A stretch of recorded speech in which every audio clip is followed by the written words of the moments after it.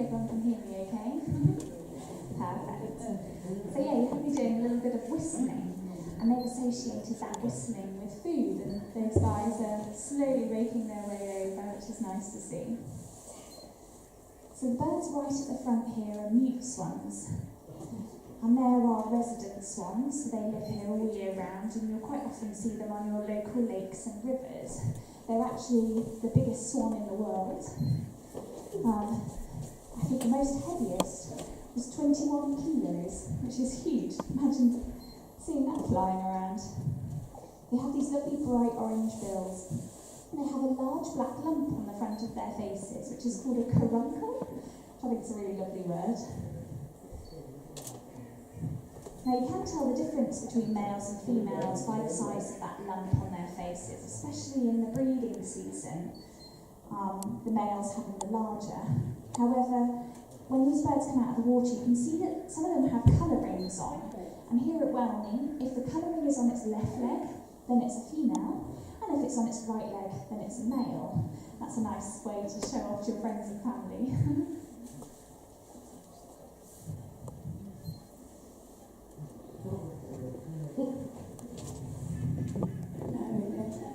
Mute swans do an interesting thing called busking, and actually the one at the end here is doing that, which is where he's lifting his wings up over his back, creating, looks almost like a sailboat. And that's actually a territorial display. So he or she is saying that this is my grain. Or in the breeding season, they're defending their cygnets or their territories.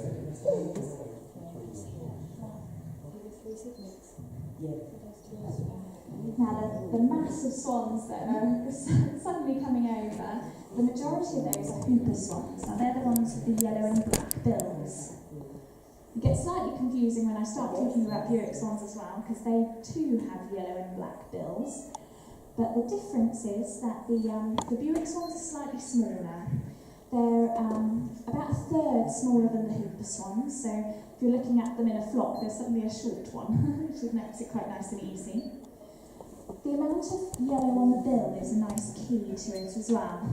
The hooper swans have a wedge of yellow, like a wedge of cheese, whereas the Buick swans have a very small amount of yellow, and it's normally in a blob shape. So we like to say W for wedge, W for hooper, B for blob, B for Buicks. So our hooper swans, they don't live here all year round. They just come and see us in the winter. In the summer, they're off in Iceland, and that's where they breed. They also molt all their feathers, become flightless for a little while, and then they, once they're in tip-top condition, they make that amazing migration from Iceland to here. And what's so amazing about it is that they do it, that's 1,500 miles in just a couple of days. Now we've got some cygnets here, they're the grey birds. They have that wedge, but it's not actually yellow, it's more of a pale pinky grey.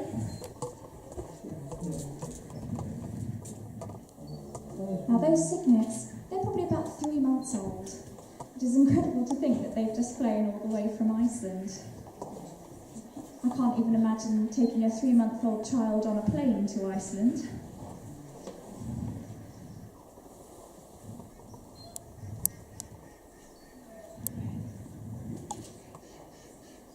So our third species of swan, unfortunately we don't have any out here at the moment. They do sometimes come to the swan feeds, but they do get bullied a little bit. Being the smallest swan is the Buick swan. They come to us from Arctic Russia. They breed out on the tundra. Now that migration from Russia to here is about 2,500 miles. They don't do that in just a couple of days like these guys. They take quite a lot longer because they do it in little jumps and leaps. They'll stop off at Estonia, Denmark, the Netherlands. They have to cross through 10 countries at a minimum to get here to the UK. Unfortunately, our Buick swans are declining. And in the last 10 years, they've declined by about a third. They face many threats on their journeys. Unfortunately, one of those is illegal hunting. They're shot at all along their flyway. We round up the swans. You'll see some of them have colourings on. We catch them either in the swan pipe or at slim bridge or in cannon nets. And we find that when we x-ray the birds, about 35% of the Buick swans we x-ray have got gunshot wounds, and about 5% of the hooper swans. It's a really shocking figure. And they are a protected species, just like the mute swans. It is still illegal to hunt them. So we've actually formed an action plan. We're working with countries all along the Buick swans flyway, ensuring firstly that they remain a protected species, because a lot of people would like to have that protection lifted. We also need to work on education and policing as well.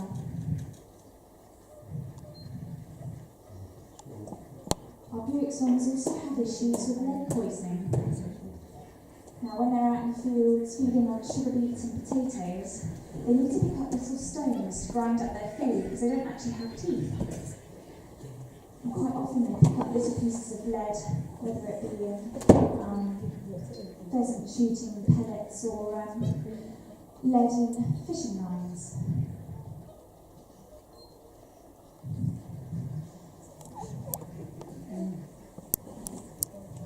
Now, to help with this, WWT petitioned, and we've actually, it has been for a little while now, been illegal for lead fishing weights, but it's also now illegal to use lead shot anywhere near a wetland.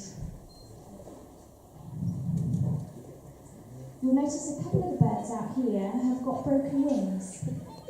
Unfortunately, these birds have hit power lines, and that's another issue that we find a lot of our birds face when they're migrating across this landscape. They're not the most agile of birds, these swans, and they do find avoiding those power lines is very difficult. So we're working with National Grid and the local power companies who are fitting deflectors. If you look at the power lines that run across the washes, the large pylons, the top line has large orange balls on it. And then the smaller lines that you see around the villages have got shining discs that rotate. And you can see, we can just hopefully see those lines that little bit sooner.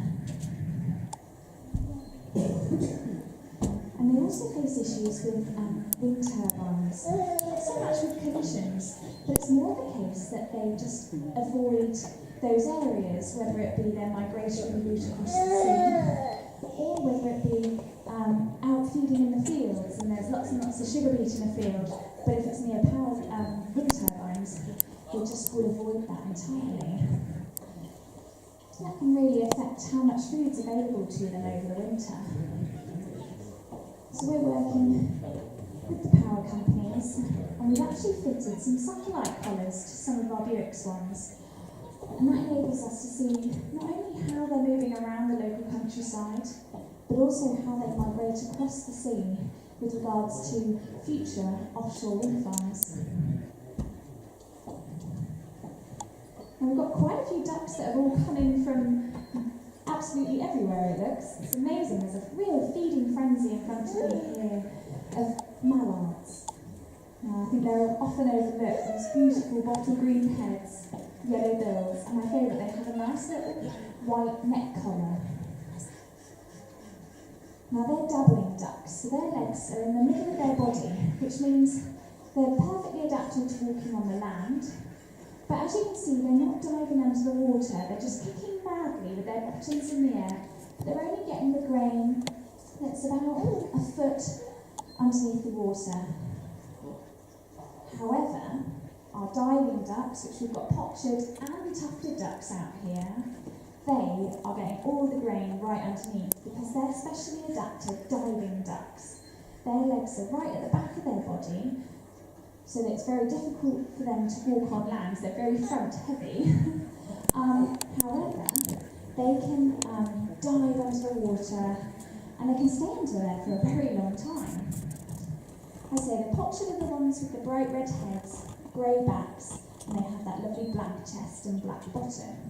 We have got a couple of female postured out here somewhere. There's, they've hidden from me now. It's always a case whenever I point at one there, or looking for one, they always dive under the water.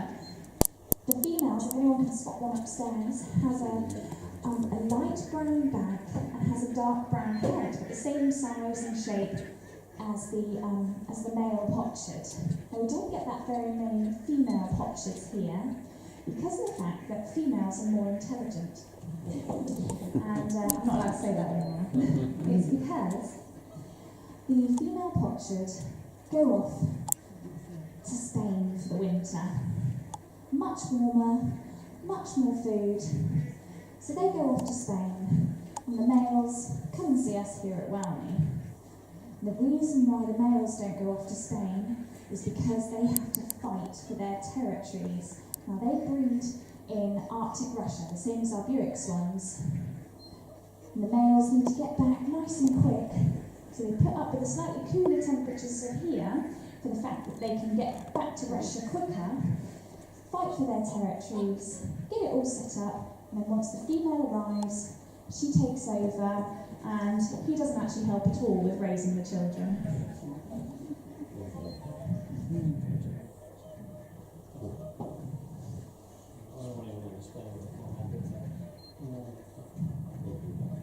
As I said, we've got quite a few swans out here with rings on.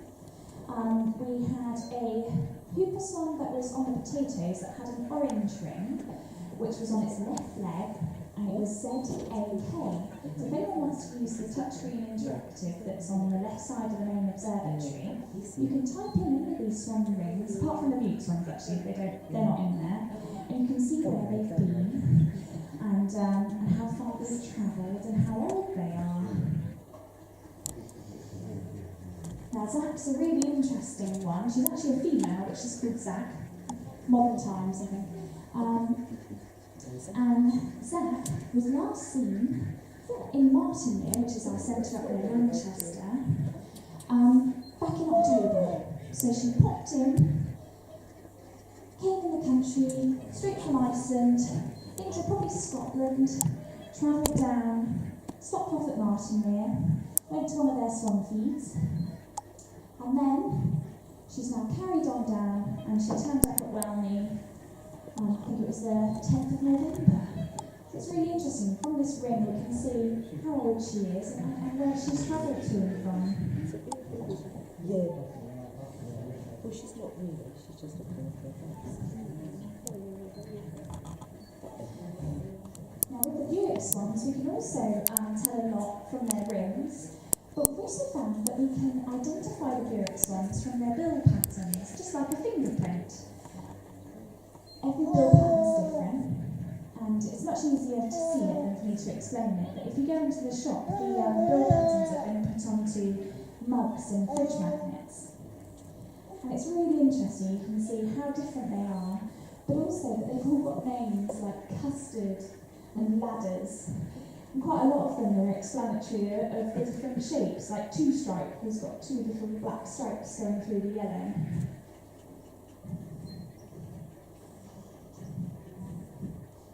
And from these you can tell just as much as with the ring, where they're moving to and from, but also things like we found that some of the birds at Slimbridge arrive on the same day every year, which is really incredible. So I'm going to finish off my wheelbarrow now, and I'm going to come back upstairs and hopefully answer any questions. We've got plenty of volunteering opportunities. You can even come out here and feed the swans if you like.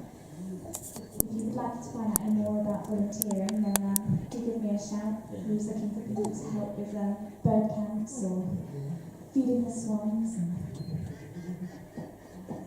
Thank you so much for coming and supporting WWT.